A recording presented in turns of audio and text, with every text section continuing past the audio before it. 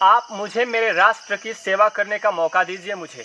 अगर आपने मुझे मेरे राष्ट्र का सेवा करने का मौका नहीं दिया तो मैं पूरे राष्ट्र को जला दूंगा, मैं पूरे राष्ट्र में अग्निकुंड पैदा कर दूंगा।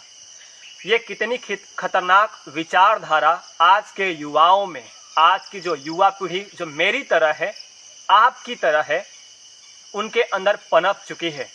हालांकि कई सालों से जो राजनीति रही है हमारे देश की, उन राजनीति ने कई सालों से जो रूल किए हमारे देश में, जिनकी विचारधारा ऐसी थी, उन्होंने अपनी विचारधारा आपके मन में डाल तो दिया ही है अपने देश के प्रति।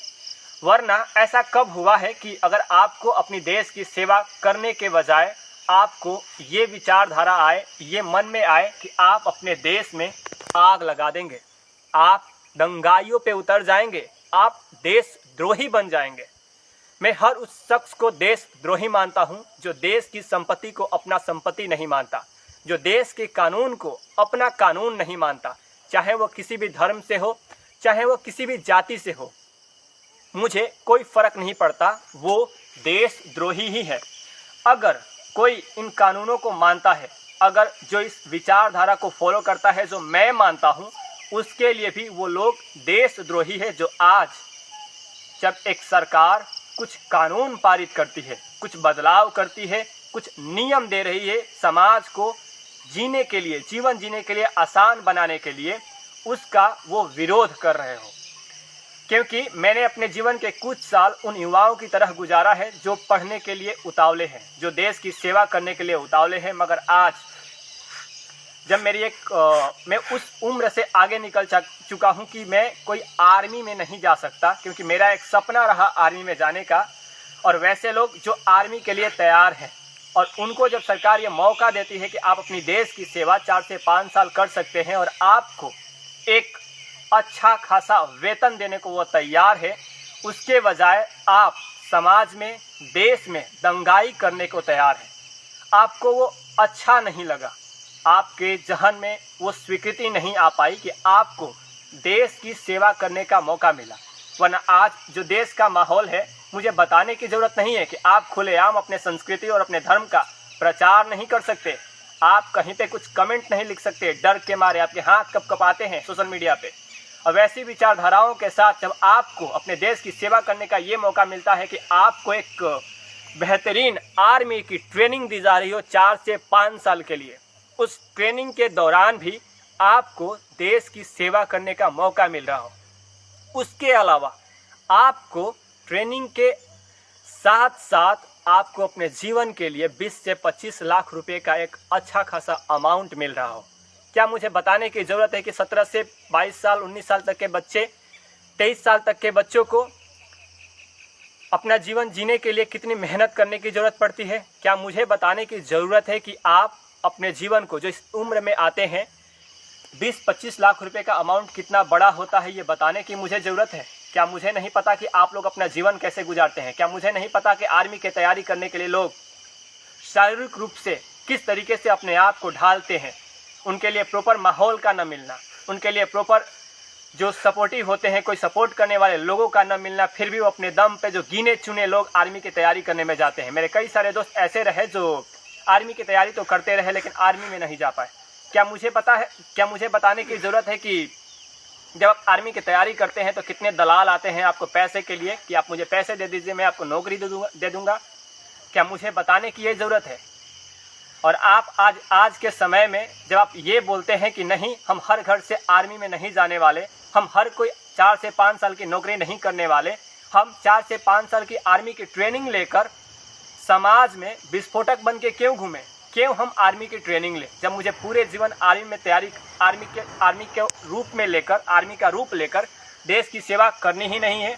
क्या मुझे बताने की ज़रूरत है कि आज से कुछ साल पहले की ये घटना है कि हर घर से वो अफजल निकालने को तैयार थे और आप हर अपने घर से आर्मी के सैनिक निकालने के तैयार नहीं हो रहे आप? एक्चुअल में ये बहुत ही खतरनाक विचारधारा जो युवाओं में फैला पड़ा है, उनको बदलने की ज़रूरत है। आज बहुत तकलीफ़ होती है हमें अपने राज्य का होकर, बिहार का होकर, उन युवाओं को देखना जिनका करियर बर्बाद हो रहा है। जिनको पुलिस के डंडे खाने पड़ रहे हैं। और आप कुछ ही दिनों में देखेंगे हर वो लोग जो भीड़ बनाकर आज दंगाई कर रहे हैं, लोगों का नुकसान कर रहे हैं, उनमें से कई सारे लोग जो एक भीड़ के रूप में आगे बढ़ रहे हैं, उनमें से 95% बच्चे इसी अग्निवीर को ज्वाइन करने वाले हैं।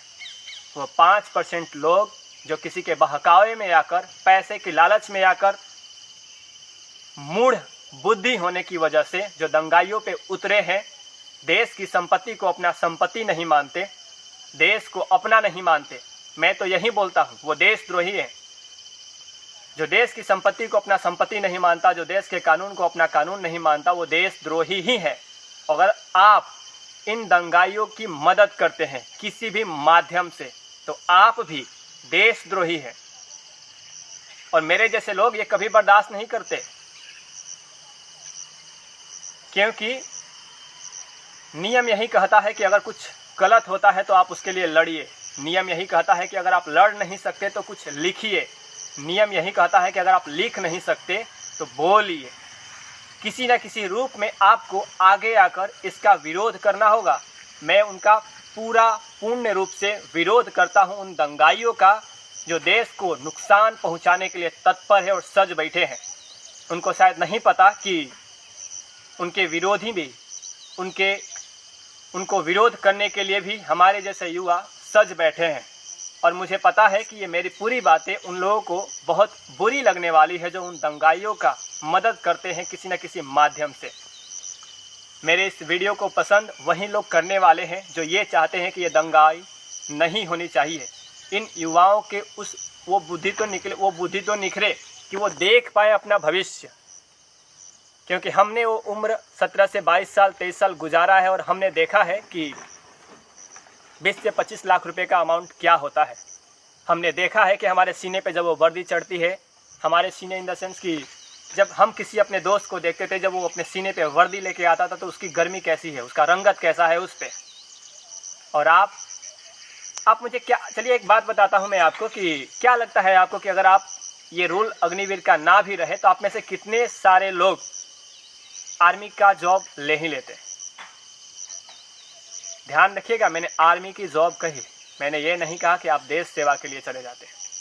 इन दोनों में बहुत अंतर है, क्योंकि आपको नौकरी चाहिए, क्योंकि आपका लालन पालन और आपका परिवेश आपको नौकर बनाना ही चाहता है।